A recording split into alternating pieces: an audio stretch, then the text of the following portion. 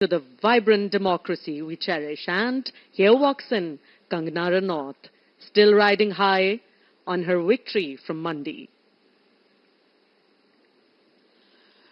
बिल्कुल सही कहा प्रिया। ये हम यहाँ पर इंक्लूसिव गवर्नेंस की एक तस्वीर देख रहे हैं जहाँ सब शामिल है, वो सभी लोग जिन्होंने देश की विकास गाथा में अपना बहुमूल्य योगदान दिया है। देश आज अंतरिक्ष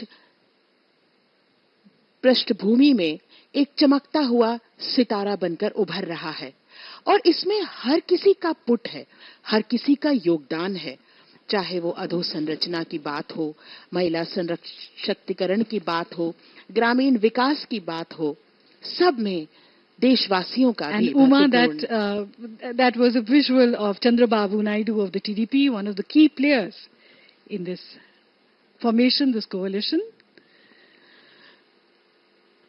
Let's talk a little bit, Sanjeev, about the procedure of today's ceremony.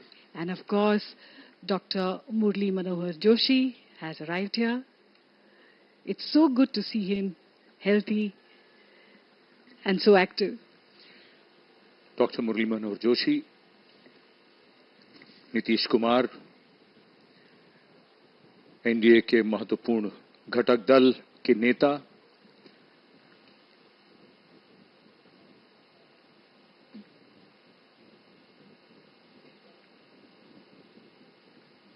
और उनके साथ बंगारू दत्तात्रेय को हमने देखा। डॉक्टर मुरली मनोहर जोशी,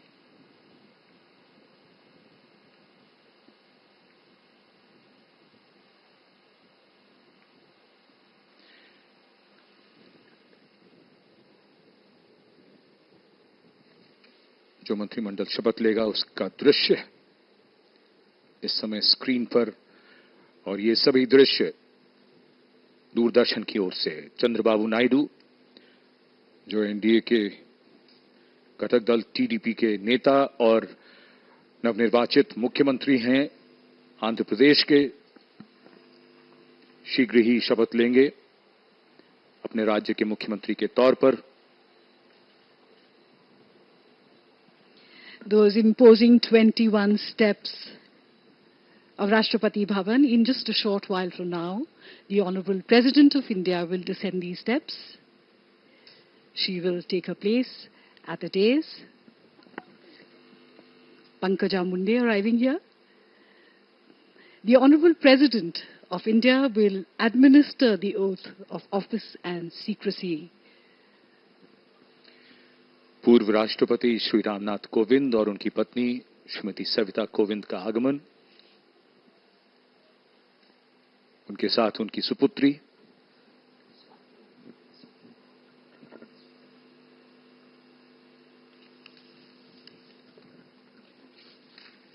यहां पर मौजूद अतिथियों का अभिवादन स्वीकारते हुए पूर्व राष्ट्रपति रामनाथ कोविंद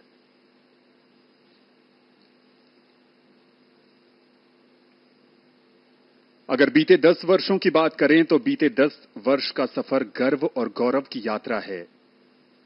राष्ट्रपति भवन के गुंबद पर बड़ी शान से लहराता यह तिरंगा बीते 10 वर्षों में प्रधानमंत्री नरेंद्र मोदी के नेतृत्व में भारत की धरती से लेकर अंतरिक्ष तक की प्रगति का परिचायक है।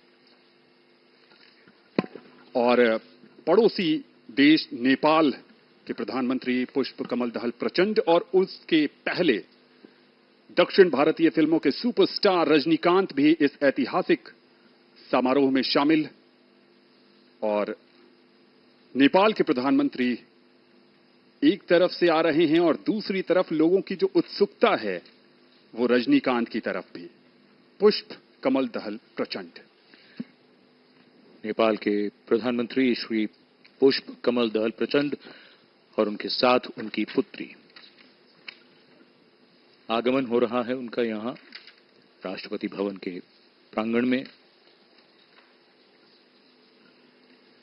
नेपाल भारत का एक महत्वपूर्ण पड़ोसी है और सदियों से चले आ रहे भौगोलिक, ऐतिहासिक, सांस्कृतिक और आर्थिक संबंधों के कारण अपनी विदेश नीति में एक विशेष महत्व रखता है। जगत प्रकाश नड्डा, भारतीय जनता पार्टी के राष्ट्रीय अध्यक्ष,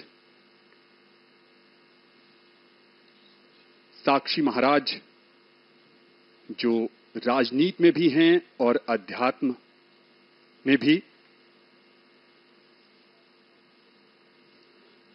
संजीव, इस बार इस बात की भी लोगों में दिलचस्पी है कि क्या जगत प्रकाश नड्डा को संगठन के प्रभार से हटाकर मंत्री पद मिलेगा।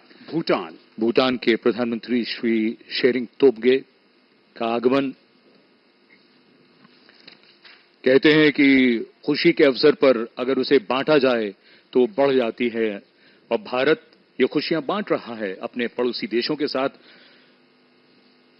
And Bhutan is the birthplace of the concept of Gross National Happiness Index, which is given first priority in the country. इस बीच रजनीकांत यहां पर उपस्थित लोगों से बातचीत करते हुए भूटान का जिक्र कर रही थीं। जसलीन, भारत भूटान का सबसे बड़ा व्यापारिक साझेदार है। इसके निर्यात और आयात में महत्वपूर्ण हिस्सेदारी भारत की है। चूखा, ताला, मंगदेछू जल विद्युत संयंत्र जैसी परियोजनाएं दोनों देशों की सफलता की परिचायक। The national dress of Bhutan is called the go, which men wear. It's a knee-length robe, somewhat resembling a kimono that is tied at the waist by a traditional belt known as kera. We are seeing जिसने सबको जोड़ा है, और इस समय पर्दे पर पवन कल्याण, जिनके लिए प्रधानमंत्री ने अभी कहा था कि ये हवा का झोंका नहीं बल्कि तूफान है। जी हां, दक्षिण भारत में राजनीति का एक उभरता हुआ चेहरा पवन कल्याण, और यहां पर जो भी लोग आए हैं इस ऐतिहासिक समारोह का साक्षी बनने, उनके मन में उत्साह है, क्योंकि वो नए भारत के नवनिर्माण के जो शिल्पी हैं प्रधानमंत्री नरेंद्र मोदी, ये उस भारत का हिस्सा हैं जो उम्मीदों का भारत है, जो संभावनाओं को संभव करने का भारत है। ये मंच का वो हिस्सा है जहां पर ऐसा माना जा रहा है कि जो मंत्रिपरिषद में शामिल होंगे लोग, वो बैठे हैं।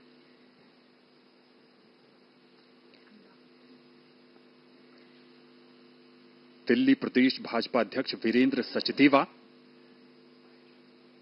और बैजंत पांडा भी उनके साथ। Om Birla,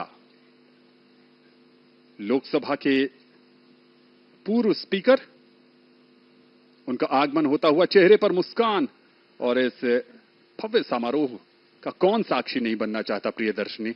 Anand, I'm always intrigued by what first-time elected members of parliament must feel as they carry a tremendous responsibility on their shoulders, as countless people have placed their hopes and trust in them.